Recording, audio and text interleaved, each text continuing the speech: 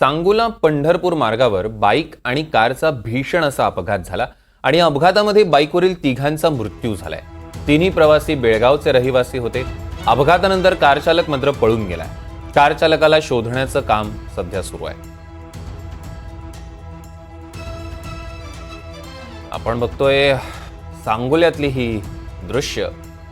पंढरपूर मार्गावर बाईक आणि कारचा भीषण असा अपघात आणि या अपघातात बाईकवरील तिघांचा मृत्यू झालेला आहे। तिन्ही प्रवासी बेळगावचे रहिवासी होते आणि हिट अँड रनच्या केसेस महाराष्ट्रातल्या काही थांबण्याचं नाव घेत नाहीये। आपण बघतोय अपघातानंतर कार चालक पळून गेलेला आहे। त्याला शोधण्याचं काम सध्या सुरू आहे।